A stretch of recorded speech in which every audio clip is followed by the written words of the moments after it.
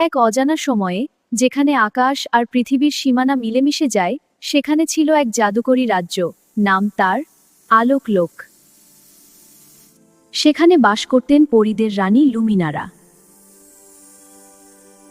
তার একমাত্র কন্যা ছিলেন রাজকন্যা এলিরা, আলোকপরী।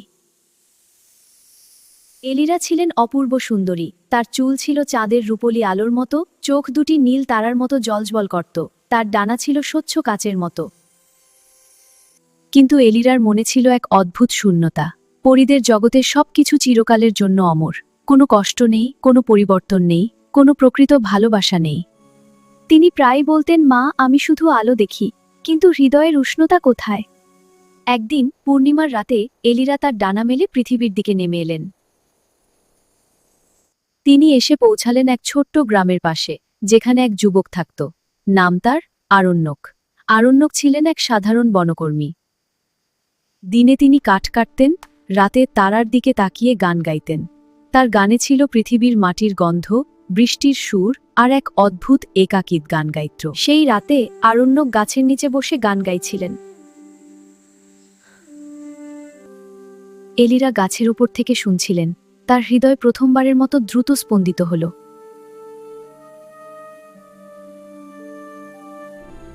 তিনি নেমে এলেন আলোর মতো। তুমি কি স্বপ্ন, নাকি চাঁদ নেমে এসেছে? আমি পড়ি, আলোকপরী এলিরা। তোমার গান আমাকে টেনে এনেছে। সেই রাত থেকে শুরু হলো তাদের গোপন দেখা। প্রতি পূর্ণিমায় এলিরা নেমে আসতেন। আরণ্যক তাকে ফুলের মালা পরিয়ে দিতেন, গল্প শোনাতেন মানুষের জীবনের। এলিরা শেখাতেন আলোর জাদু। তিনি হাত ছুঁয়ে দিলে ফুল ফুটে উঠত। তাদের মধ্যে গড়ে উঠল প্রকৃত ভালোবাসা, যে ভালোবাসা পরীর জগতে ছিল না। একদিন এলিরা বললেন, আরণ্যক, আমি তোমাকে ভালোবাসি, কিন্তু আমার পরী মানুষের প্রেমে পড়ে, তাহলে তার ডানা চিরকালের জন্য হারিয়ে সাধারণ মানুষ হয়ে যায়। আরণ্যক একটু চুপ থেকে বললেন, এলিরা, আমি তোমার ডানা জাদু নয়, আমি চাই তোমার হৃদয়। আমি সর্বদাই তোমার পাশে থাকব। কিন্তু খবর পৌঁছে গেল পরীরাজ্যে। রানী লুমিনারা রেগে গেলেন। এলিরা, তুমি পরীর রক্ত মাটির প্রেমে মিশিয়ে দিতে চাও? যদি তুমি মানুষের সাথে থাকো, তাহলে তোমার সমস্ত জাদু চলে যাবে, আর তুমি আর কখনো আলোকলোকে ফিরতে পারবে না। মা, ভালোবাসা কি জাদুর চেয়েও বড় নয়? যদি তুমি মানুষের কাছে যাও, তাহলে এক ভয়ঙ্কর অভিশাপ নেমে আসবে। আরণ্যকের গ্রামে চিরকালের অন্ধকার নেমে আসবে। এলিরা একা একা বসে রইলেন পরীরাজ্যে, কিন্তু তার মন পড়ে রইল আরণ্যকের কাছে।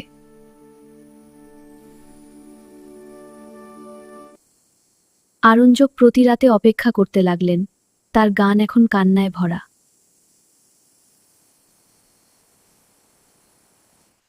একদিন তিনি সিদ্ধান্ত নিলেন। তিনি গভীর জঙ্গলে ঢুকে পড়লেন, যেখানে পরীদের দ্বারপ্রান্ত ছিল।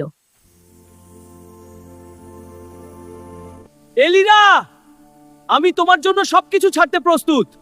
যদি তোমার ডানা হারাতে হয়, তবে আমরা দুজনে মিলে নতুন জীবন গড়ব।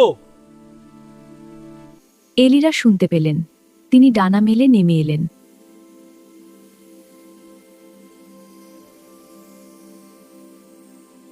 কিন্তু রানীর অভিশাপ সত্যি হল। যেই এলিরা আরণ্যকের কাছে পৌঁছালেন, অমনি তার ডানা ধীরে ধীরে মিলিয়ে গেল। চারপাশ অন্ধকার হয়ে গেল।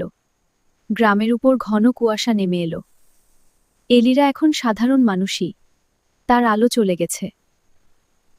আরণ্যক তাকে জড়িয়ে ধরে বললেন, এলিরা, তুমি এখনো আমার আলো। আমরা একসাথে এই অন্ধকার দূর করব।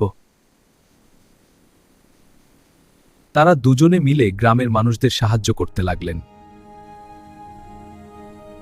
এলিরা এখনো তার হৃদয়ের আলো দিয়ে ছোট ছোট জাদু করতে পারতেন, যেমন আহত প্রাণীকে সারিয়ে তোলা, ফসলকে রক্ষা করা।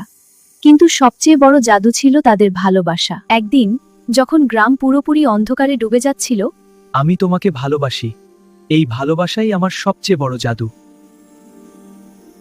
সেই মুহূর্তে তাদের হৃদয়ের আলো এক হয়ে গেল। এক উজ্জ্বল আলো ছড়িয়ে পড়ল চারদিকে। অন্ধকার সরে গেল। এলিরার ডানা ফিরে এলো না, কিন্তু তার চারপাশে এক নতুন আলো জ্বলে উঠল, মানুষের ভালোবাসার আলো। রানী লুমিনারা উপর থেকে দেখলেন, তার চোখে জল এলো।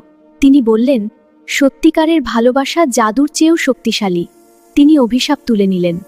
গ্রাম আবার আলোকিত হয়ে উঠল। এলিরা আর আরণ্যক বিয়ে করলেন। তারা গ্রামে থেকে গেলেন। এভাবেই এক পরী রাজকন্যা শিখলেন যে সত্যিকারের প্রেম কোনো ডানা বা জাদুর উপর নির্ভর করে না, তা নির্ভর করে দুটি হৃদয়ের মিলনে।